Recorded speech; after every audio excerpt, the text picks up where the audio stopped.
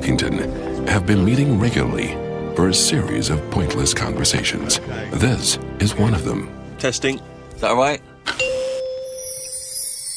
Hello and welcome to the Ricky Gervais Show with me, Ricky Gervais, Stephen Merchant. Hello. And the little round-headed buffoon that is Carl Pilkington. All right.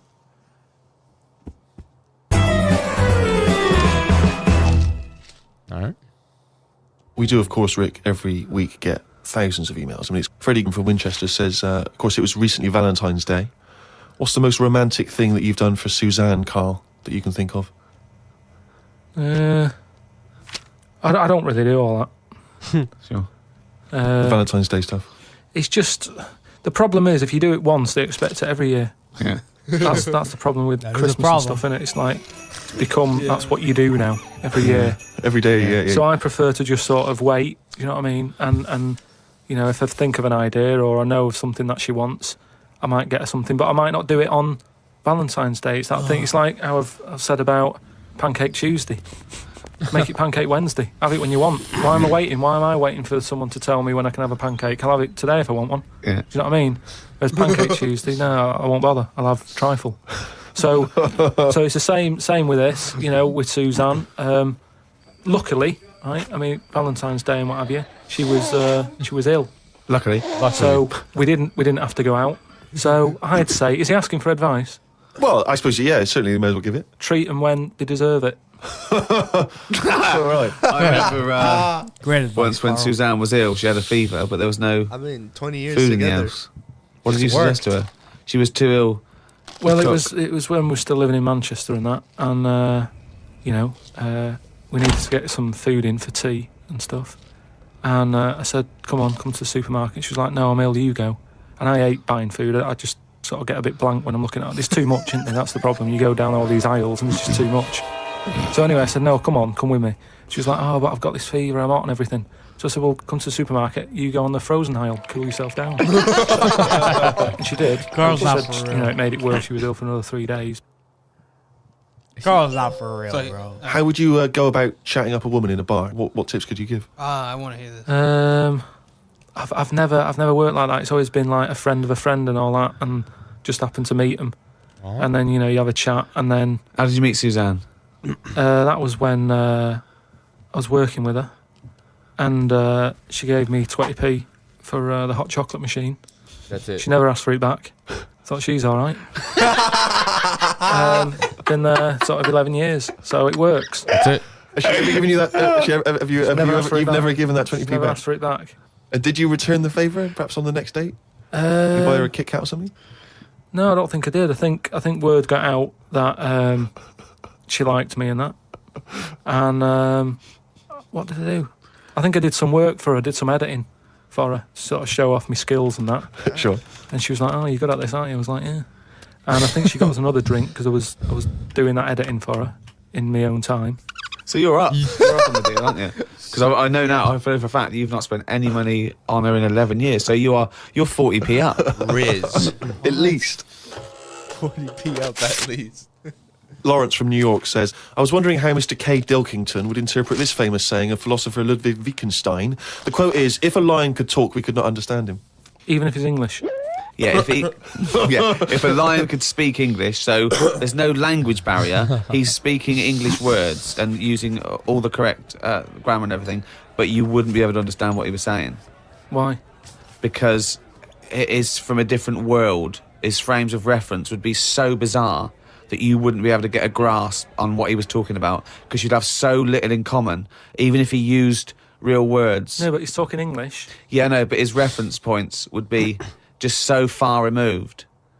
You know, they're removed slightly when if you saw two people talking about Kierkegaard, you'd I hear... wouldn't understand it. Exactly.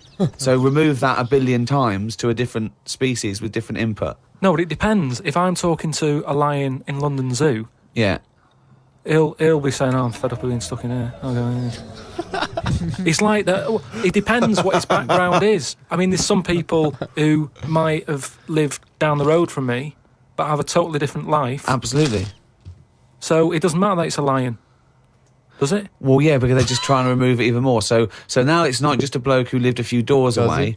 Now it's not even a bloke. Now it's not even... Yeah, but I'd pick something smaller or something, a worm without a mouth. I'd go, definitely not. What? Definitely not what? I wouldn't be having a chat with it. I just think that a worm that's underground, what's it got to offer me?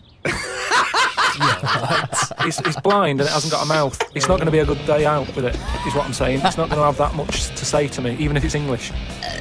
Right? Even if it's And how can you tell if a worm is English? Is it wearing a very tiny bowler hat? Oh, Christ. But do you understand? What about a jellyfish? No, you see, I think that's where you can say you wouldn't be able to have a good chat with them, because to me, the sea might as well be another world. Yeah. Right? Yeah. In a way, I think the fish sort of have more rights than us. What do you mean? Just because when whoever made the world, right, say, we're just bigging up God, but if I was to have a go at him, I'd say, you added too much water. Criticism 1 to God, right? So... how would you have changed that? Just more land. Fair enough. Now, why have fish got more rights than us? Because there's loads of them, and when you look at the amount of sea on the world, right, there's loads of that. Yeah. You only have to like I was in Malaga the other week, right, and you look in the sea, there's loads of different fish, and that's just in 8-foot water. If you go miles out, there's all sorts of weird fish, isn't there, with lights on them and everything. So, and just millions of different types. Yeah. Now, but why does that mean they've got more rights than us? Yeah. Just because I think, rights come in numbers, don't they? If you know what I mean. Like, if there's one of you shouting, people go, oh, he's an idiot, shut up, whatever. If there's loads of you shouting, they go, oh, best listen to him, see what they've got to say. Right. And that's what I mean about fish. Yeah. There's loads of fish. Right. So... But they're not really making their voices heard, though, are they, Carl? Yeah. I know, because they're underwater. But what I mean is, I don't know what I mean. There it is, bro. Yeah, Carl's a legend.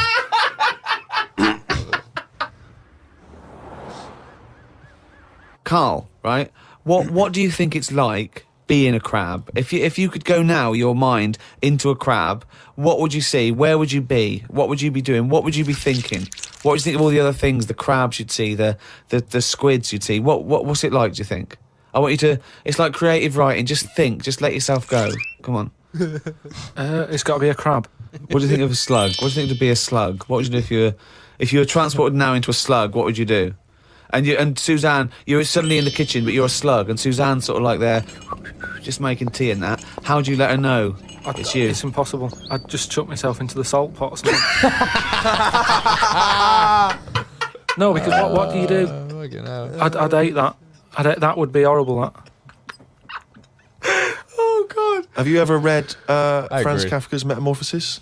In which a man wakes up and he's turned into a giant beetle? And that's the whole story. I think it might be of interest to you. So what happened to him with the beetle? Well, I don't want to ruin it for you in case you read it. I won't be reading it, don't worry. He joined the other people. He was brilliant. No, it's a really wonderful book. It's a kind of almost heartbreaking because, of course, he does, like Ricky's saying, he finds it very hard then to relate to other people, even though he still has the consciousness of a human. His parents, the rest of his family, they don't know how to deal with him, because he's a giant beetle. He becomes a freak, he becomes an outsider. It's terrible, But hang on, though. Is he a giant beetle? Or is he... Well, that's not going to go down well, is it? That of course people aren't going to like you. But if it's a normal-sized one, then you just get in with the other beetles, don't you? Whereas if you're a giant... How would you do that? How would you ingratiate yourself? Right, so you're suddenly a beetle, you're Carl Pilkington, right? There's other people, they're doing their business, they're scuttling around, and you go in there, and they look at you as a new beetle. What's your first... What do you do? How do you ingratiate yourself? Well, for a bit, I wouldn't sort of barge into their house and that. I'd wait until they're out and about, and I'd like in life, right? Sort of help them out. I don't know what beetles do all day. I've never seen one doing anything. They just seem to be going from one place to another. Right. I've never seen them carrying anything. I don't know what they eat. I don't know what they do. I don't know why we've got them, right? But what I mean is, I'd watch them and I'd sort of help them out. And, I mean, it's like going on a date or meeting a woman, isn't it? But what if there is... Whoa, hang on, what do you mean? How is it like going on a date with a woman? Well, it's like I said about Suzanne with her hot chocolate. She bought me that and I've gone, she's all right. Right? She gets me another one. Before I know it, she's living with me.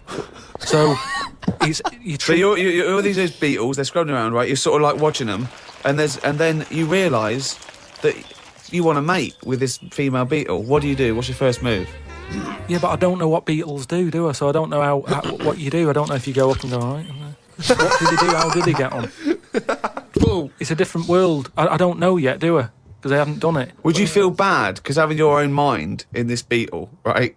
Would you feel bad shagging a beetle? Would you feel that was a bit sick because you've got a human mind? Well, no, because you just close your eyes. So get round it that way. There's no point getting down about it because I'm stuck now as a beetle. So you've got to get on with it. But if you're a slug, you said you'd throw yourself in the salt pot. What would you do if you were a beetle if you got depressed? And you see all the other humans. No, you see your mates, right? They're listening to the iPod. What would you do? Well, no, that's what I'm saying. No, beetles are different because they do tend to hang about with each other. A slug's always on its own. It's a lonely insect, isn't it? It's not an insect. All right, what is it? A mollusk. Right, they're lonely. I've never seen a load of snails all together or slugs wandering about, whereas beetles seem to knock about in crowds. Yeah. So, oh God. Okay, all right, another one. So they're sociable creatures, and it wouldn't bother you that you've got the mind of Carl Pilkington in there? Because you can't communicate with these people, because they don't speak English. They don't have any communication with you. Yeah, but if it's happened to me, there'll be another one in there. Okay then. Right. Okay. What would you do? Right. That's the most disgusting thing. What could it be? Right. What would you do? Right. If you were suddenly a fly, right, and you were knocking around with the flies, right, and you had to land on some Excrement? Yeah. What would you do? Yeah, but I don't have to. What do you mean? You're a fly. You're but loving I it. wouldn't. No, I wouldn't be loving it, though, would I? Why? Because I'm me in that fly's head. So I don't think other flies would be going, come on, join in. I'd just be like, no, I'll wait here, wait, watch and that. Because I don't see why they have to do that. What would you do, right, if you had to go back and you were in a, had to go put your mind in like an unhatched egg of something, like maybe one of those, that a wasp was injected in a spider. So you're in an egg, right, which is really uncomfortable, in a spider. How would you feel about that, Carl? You're a baby wasp in the abdomen of a spider. And I know everything that I know now. I'm sat in there. Yeah. And now I'm in a spider as an unborn wasp. What the fuck am I doing here? What's going on? I don't know what I'll do there. Probably try and sleep. Great answer. Nothing else to Bro, do. what else? I just pray to God it never happens. Oh my God. I don't believe it. He's written it down. Well, that's the jingle that signals it's time for more extracts from Carl's diary, and we'll lunge straight into it. Wandered down Carnaby Street. There was a happy homeless fella. I gave him £1.50. I thought of a tongue twister after giving him the money. It goes, if you can't treat a cheerful tramp, what sort of tramp can you treat? It's good, that. All Say right. it fast. If you can't treat a cheerful tramp, what sort of tramp can you treat? Good, isn't it? Good, that, yeah. You've got too much time on your hands, Carl. Learned some famous quotes to see if they are as good as my sayings. Number 1, treat every day as if it's your last. That's a good Very one. famous saying. Now, is that something you do, Carl? That's a good one. But you know, my problem with that one is that if it was your last, you wouldn't want to be doing much. That's the only problem I've got with that. I wouldn't want to, go to a fairground or whatever because you're going, oh, it's my last day, what am I going to do? And I think you'd spend so much time worrying about what you're going to do that you'd end up staying in. I think you're right. You've taken some of the poetry out of it. I think it means live life to the fullest, right? I like the fact that you were musing on the idea that if it was your last day, you'd go to the fair. It's getting such a 19th century way of spending your final day. I know, yeah. Well, the thing is, the other thing is that the only thing that people get depressed about in terms of sort of like, life and death is not the knowledge that they're gonna die, but more the knowledge that they know they're gonna die when they're dying. If someone told you, no one ever knows when they're gonna die, no one ever gets an illness, no one ever gets hit by a truck, everyone passes away peacefully in their sleep, dreaming they're riding a big marshmallow, right? Then you wouldn't care about anything. It wouldn't matter when. It wouldn't matter if you died tomorrow or in 30 years' time. You'd just live life to the full. You'd have it, every day would be great. You'd go out, you'd come back, you'd fall asleep. That would be amazing. Yes. There'd be no stress. There'd be no angsty, we're all going to die stress, because it wouldn't matter, because it would just be your life. Wouldn't it be amazing if someone guaranteed you, Carl, you're going to die in your sleep? I'm not going to tell you when. Yeah, but some people do, don't they? Well, exactly. Yeah, but we never know we're going to, because we stress. What if we get a dreadful illness? What if we, But we're almost not letting people die naturally anymore, are we? Because we're always bodging stuff up. What do you mean? Well, someone who might naturally die in the sleep aren't allowed to naturally die in the sleep because they wake them up with those electric things and get them going again. And pop in a new lung or whatever whilst they're at it. That's what I'm saying. They don't just... You never hear it anymore, do you? Frank peacefully died in his sleep. No, he died on the operating table whilst we were putting in a new lung. They don't die naturally anymore. Frank died peacefully with 40,000 volts going through them and a couple of people going, clear! Clear! Rushing about today. Got to get a lot done as I'm flying to Malaga tomorrow to see my mum and dad. Don't like flying. I'd be happy if they give you a parachute instead of a life jacket. They say Da Vinci invented the parachute as well as the helicopter. He never got round to making them, though, because he only drew them on some paper. Got up at 5 a.m. as I had to get to Heathrow to get on the plane to see mum and dad in Malaga. Went out for a drink with a cousin who lives in Spain. Ain't seen her for 27 years. Oh, that must have been tricky, making conversation. I didn't really bother. Because where do you start? I might as well go up to anyone in the street and start having a chat. You have to get further back than... did you want Chantal to win Big Brother? Yeah. My dad and me talked about history. I said we shouldn't go on about things that happened ages ago because I bet something similar has happened more recently. Brilliant. Read about an island in the Indian Ocean where there are tribesmen still living like they're cavemen. Yes. A helicopter tried to land and the tribesmen chucked spears at them. Yes. This is what I meant about not having to talk about things that happened ages ago. We have got new cavemen now, so why do we talk about the old ones? People could have lived before, but computers and all that blew up and books got burnt, so all they had left was what these tribesmen have got. Ramblings. Of a maniac. That's that's just a few hours before you go crazy with a gun in there. No, but what I mean there is, right, say if all this has happened before, something happens. Again, a lot of information from the Planet of the Apes. World ends, right? We come back again somehow. Yeah. It's the detail you leave out that makes you intriguing. Just like the watch that you can wear that tells you when you're going to die. How does it work? Pop it on your wrist. That's all the detail you need. So the world happened, we came back, Have you seen the pictures? Forget it then if you don't get it. It's interesting that you had all those profound thoughts about this period in the past when they all lived, but you still found it appropriate to include at the end of that. It says the tribesmen wave their knobs about when they've had enough of having visitors. That's what it said in the paper. That's what happens. They're quite happy. What paper is this that you're reading? It was in like a paper a couple of days ago. It said they don't mind having visitors if they're bringing them coconuts and stuff that they can eat. Once they've got everything they need, they start waving the tackle about, and that means, like, right, leave now. Which you would, wouldn't you? Yeah, at a dinner party. My grandfather used to do that. Oh, saggy. Oh. Saggy. Oh, did fancy that monkey news? That jingle is getting more annoyed by the week. Well, this is the final monkey news, right? I'm not doing this anymore.